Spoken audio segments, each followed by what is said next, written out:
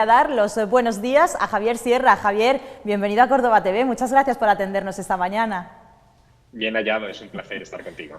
Bueno, pues el placer siempre es nuestro y mira lo que tengo yo aquí. Esto tengo que decirte antes de nada, que es un regalo el que has hecho a todas las personas que como yo ya lo hemos leído y a las personas que lo van a leer. Así que muchísimas gracias por este libro. Bueno, lo he concebido un poco como regalo y sobre todo como medicina para estos tiempos tan complicados que estamos viviendo, ¿no?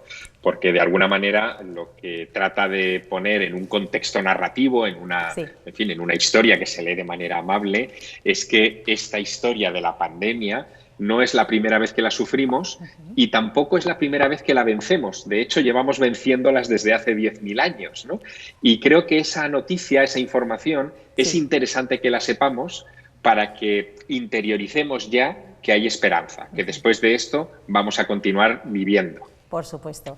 Javier, el mensaje de Pandora es un libro que se aleja de lo que hasta ahora conocíamos por tu parte, más dado a la novela, más dado a otro tipo de escritura, pero sin embargo yo creo que si hay una palabra que ahora mismo define este libro es necesaria. Es una novela, o sea, es un libro, perdón, una obra totalmente necesaria y una obra que llega en el momento justo. Pocas veces ocurre eso con un libro, uno escribe y bueno, ahí lo deja, pero es que esto es completamente necesario en el tiempo en el que estamos. Bueno, es que yo lo dejé todo, ¿no? Cuando me vi confinado en mi estudio y comprobé que, en fin, que la historia iba a dar un pequeño giro para toda nuestra generación, era necesario, de alguna manera, escribir un texto que ayudara a interpretar eso. Para thriller, para intriga, ya tenemos las noticias, ¿no? Yo creo que en este momento, claro, necesitábamos un texto que nos diera perspectiva. Y fíjate, yo la encontré comparando esta situación que atravesamos con tres espejos. El espejo de la ciencia, porque la ciencia, en fin, tiene muchas de las claves de lo que nos está ocurriendo. El espejo de la historia, porque como te decía, desde hace 10.000 años venimos superando este tipo de situaciones con bastante acierto, pero también el espejo de la mitología. En los mitos griegos, en la mitología clásica, se encuentran intuiciones geniales para enfrentarnos a este tipo de situaciones. El propio título del libro, Pandora, el mensaje de Pandora, remite al mito griego del origen de la enfermedad, ¿no? Los griegos pensaban que los males llegaron a la Tierra a bordo de una caja que nos envió Zeus como una trampa desde los cielos. Y eso se parece mucho a una teoría científica que se discute en la novela, que sospecha que la vida en el planeta Tierra, pero también los virus y las bacterias, tienen mucho que ver con meteoritos que nos bombardean desde la noche de los tiempos. Y bueno, ahí encuentro el primer paralelismo que me hace rescatar a los mitos y convertirlo en una parte de esta trama, ¿no? De esta carta, porque en realidad es una carta. Eso quería también comentar contigo. ¿Por qué de manera epistolar? ¿Por qué de manera tan diferente? ¿Por qué no una novela, algunos dirán que de ciencia, otros de ciencia ficción, ya cada uno que opine lo que quiera, pero ¿por qué no has tirado por ese camino, sino que has elegido que sea de manera epistolar, como si fuese una carta? Bueno, hay grandes novelas de la historia de la literatura que son cartas. Ahí tenemos, por ejemplo, Drácula de Bram Stoker, que no deja de ser una recopilación de cartas, ¿no? Pero fíjate, si he recurrido en esta ocasión al género epistolar es porque una carta es de todos los géneros literarios el más directo, ¿no? El que me pone en situación de igualdad con el lector, le apelo de tú a tú. Y de hecho, yo no sé si te habrá pasado leyéndolo, pero una vez que llevas 3 o 4 páginas de la novela, ya piensas que esa carta está dirigida a ti. Es para ti, que tú eres, exacto, que tú eres esa joven ideal, ¿no? De 18 años, Aris, que recibe el mensaje de una tía lejana suya que le da una serie de claves para la supervivencia futura, ¿no? Yo quería eso, quería algo que fuera directo y sobre todo, fíjate, he sido muy meticuloso a la hora de escribir un texto que sirviera para todas las edades, que lo mismo lo pudiera leer el más joven de la casa o el más mayor. Es una novela corta que está llena de ilustraciones, ¿no? Y que hace también muy agradable el tránsito por sus peripecias. Conocemos a los protagonistas por las imágenes que aparecen. En fin, yo creo que de alguna manera se lee casi como si fuera un Principito, pero para tiempos de pandemia.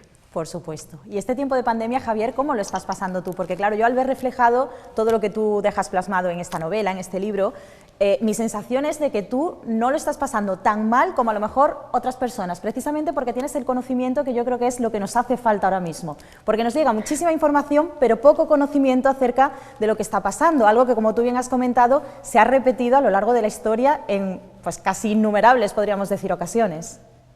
Fíjate, esto es curioso, ¿no?, que me preguntes, porque de alguna manera vivimos en la sociedad de la información. Sí. Hemos construido, en fin, un momento en el avance de la civilización que es único, ¿no?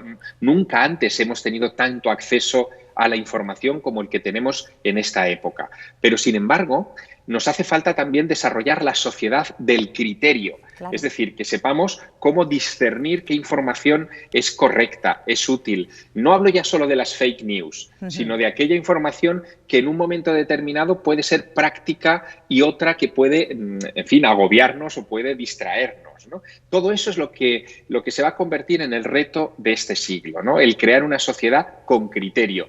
Y para sociedad con criterio, el único recurso es el de la educación. Tenemos que mejorar nuestros sistemas educativos y tenemos que enseñar a los niños a nadar en sobreabundancia de información. Hace un siglo les enseñábamos a nadar en la falta de información. Hoy estamos en el punto contrario y creo que es un reto muy interesante. Por supuesto. Algo que no es fácil hoy en día. No, no lo es. No es sencillo. No lo es. Pero bueno, creo que somos una civilización que es capaz de superar esos retos, ¿no? Tenemos, en fin, más desarrollo intelectual que nunca, más especialización que nunca, y lo que tenemos que hacer es coordinarnos. Pero fíjate, nos falta perspectiva. Cuando en estos días vemos que todos los países del mundo hablan de los comités de expertos que tienen que trabajar ante una crisis como esta de la COVID-19, a mí me sorprende profundamente que ninguno de esos comités de expertos integre a historiadores y a sociólogos, solamente virólogos y médicos. Un historiador podría explicar en ese comité de expertos cómo hemos sobrevivido a otras pandemias. Un sociólogo podría explicarles cómo después de una pandemia se produce un enorme cambio social. Es lo que pasó con la peste negra, que nos hizo evolucionar de la Edad Media al Renacimiento, de una sociedad teocéntrica a otra antropocéntrica. O lo que ocurrió hace un siglo con la mal llamada gripe española de 1918, que nos forzó a inventar los sistemas públicos de salud que hoy han resultado básicos para contener la pandemia. Si no tuviéramos seguridad social en el mundo civilizado, no estaríamos hablando de 1 millón de muertos, estaríamos hablando de cifras probablemente multiplicadas por 4 o por 5. Así que, bueno, vamos aprendiendo en el camino, ¿no?, de la vida y en el camino de la historia, y necesitamos historiadores y sociólogos que nos lo recuerden. Por supuesto. Y obras como esta, que también nos recuerden la importancia de mirar atrás, porque muchas veces cometemos los mismos errores precisamente porque no miramos hacia atrás. Y cuando contigo echamos esa vista hacia atrás, nos vamos hasta los mitos griegos. En este caso estamos hablando del mito de Pandora, que yo tengo que decirte, Javier, que una cosa que yo nunca había pensado es que Pandora era una balanza. Que igual que todo eso malo que albergaba en la caja que Zeus le dio, también tenía una serie de dones que le fueron dando distintos dioses, y yo nunca había pensado en eso. Es decir, que a mí me has hecho incluso pensar en los mitos griegos de otra manera a como hasta ahora yo lo había entendido. Bueno, es que la pobre Pandora, como le ha pasado a la Eva del Génesis, se ha interpretado en una clave misógina, ¿no?, durante muchos siglos. Y Pandora, el propio nombre de Pandora, etimológicamente significa todos los dones. Pandora es Pandoros, todos los dones, todas las virtudes. Y entre esas virtudes está también la que le recrimina.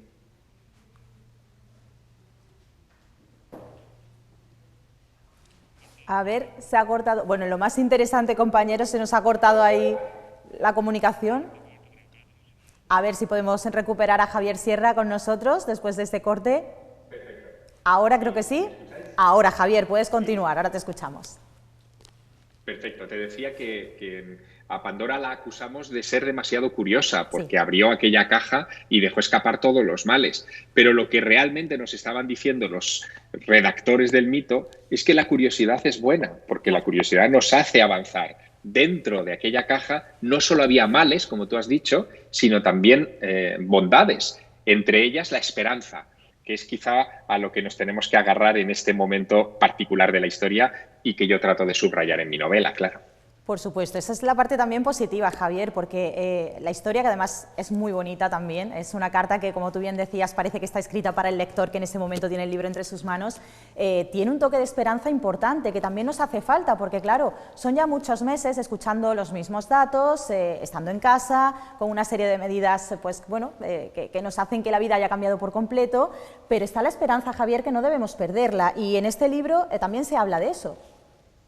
Sí, se habla mucho de la esperanza y también se habla de un cambio de perspectiva, ¿no? Igual que el hombre de la Edad Media tuvo que pasar de esa sociedad teocéntrica a otra antropocéntrica, pues para volver a repoblar el continente, las ciudades y los pueblos, ahora yo creo que tenemos también que hacer una reflexión y convertirnos en una sociedad un poco más cosmocéntrica, donde sea la naturaleza lo que esté en el centro. No es la pandemia la peor de nuestras amenazas. La peor de nuestras amenazas es el cambio climático, es en fin, la degradación de la naturaleza por culpa de actitudes que llevamos siglos practicando en la que esquilmamos medioambientes que no son los nuestros.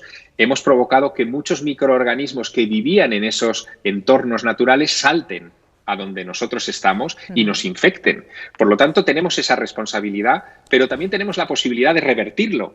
Y ahí es donde está esa esperanza, ¿no? El ser humano tiene esa capacidad y el mensaje de Pandora pues se ha convertido casi sin querer queriéndolo, en la más filosófica de mis novelas. De alguna manera, a lo que impele al lector es a que se mueva, a que tome conciencia de que también en sus manos está la posibilidad de dar esperanza a nuestros descendientes, a nuestros hijos. Por supuesto, que es al fin y al cabo con lo que nos tenemos que quedar, con esa esperanza. Javier, te voy a hacer una pregunta. Me gustaría saber si tú piensas que realmente todo esto que está pasando, pues antes hemos tenido ya algunos avisos, porque dentro de la novela explicas que cada vez que ha habido una gran pandemia, el hombre ha recibido avisos que no ha sabido a lo mejor interpretarlos. ¿Crees que ha habido avisos antes de esta pandemia? Y bueno, si realmente todos venimos de fuera, que un poco también es lo que viene a decir esta historia. Bueno, claro que ha habido avisos y los ha habido no en tiempos tan alejados. Cuando surge el síndrome agudo de respiración, de la insuficiencia respiratoria, que es el SARS-CoV. Sí, el SARS-CoV-1 surge en 2009 y ya fue un aviso. Hemos tenido otro tipo de virus como el del Zika, el virus Zika, que también fue un aviso, pero ¿cómo lo interpretábamos desde la sociedad civilizada, ¿no? Pues pensábamos que eso era fruto del tercer mundo, de países donde se desarrollaban este tipo de situaciones por falta de medios sanitarios y que nunca nos terminaría por afectar. Es decir, nos hemos enfrentado a esos avisos con algo que tenemos que curarnos, que es nuestra soberbia, ¿no? Creíamos que lo teníamos todo bajo control. Tanto es así que si empezamos a mirar la hemeroteca y los archivos de televisión de los primeros meses de la pandemia, veremos que incluso nuestros líderes políticos pecaban de esa soberbia, decían que no pasaba nada, que no eran necesarias las mascarillas, ni la prevención, ni cerrar fronteras, ni el aislamiento. Todo eso no era necesario. Ellos fueron los primeros negacionistas y lo fueron porque les faltaba humildad, reconocer que los virus no saben de fronteras, ni de idiomas, ni de PIBs, ni de nada de este estilo, ¿no? Entonces, bueno, ahí está una clave.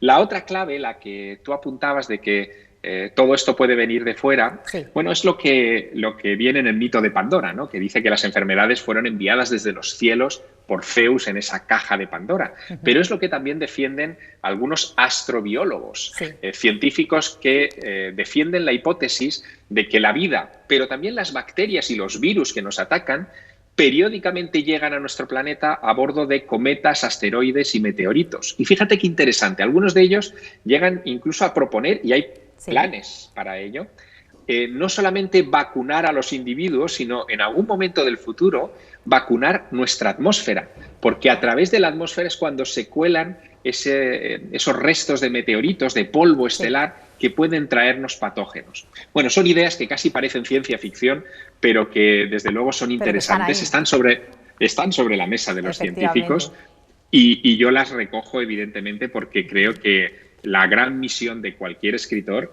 es hacer pensar a sus lectores. Por supuesto, y tú lo consigues con cada una de tus novelas y especialmente con el mensaje de Pandora. Y para terminar, Javier, ¿cuál es el mensaje de Javier Sierra? Bueno, el mensaje de Javier Sierra es que seamos prudentes, evidentemente, en esta etapa, Sí.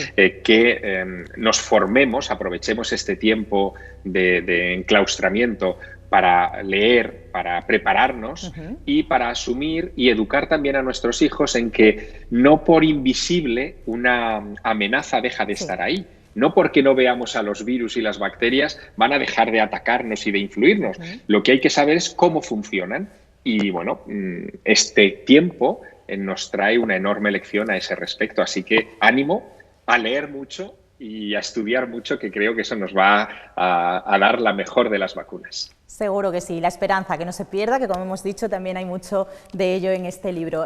Javier, ya para despedirme tengo que decirte que no solamente es un regalo este libro, al igual que el resto de tus obras, pero este, como yo te he comentado, llega en el momento justo en el que tiene que llegar, así que yo recomiendo a todo el mundo que lea El mensaje de Pandora, y tengo que decirte que es un libro que hasta los agradecimientos merece la pena que se lean.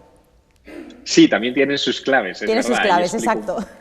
Explico un poco por qué he escrito una carta y por qué he crecido desde que era muy, muy niño en un ambiente epistolar, ¿no? Que me ha enseñado, desde luego, a poner en orden mis ideas y a compartirlas con emoción con los demás. Pues muchísimas gracias por compartir esto con nosotros y muchas gracias por estar en PTV Córdoba, aunque no hayas podido sentarte aquí con nosotros en el plató, pero gracias por estar vía Skype. La próxima vez será así, seguro. Te Un abrazo. esperamos. Muchísimas gracias, Javier, por todo. Hasta luego.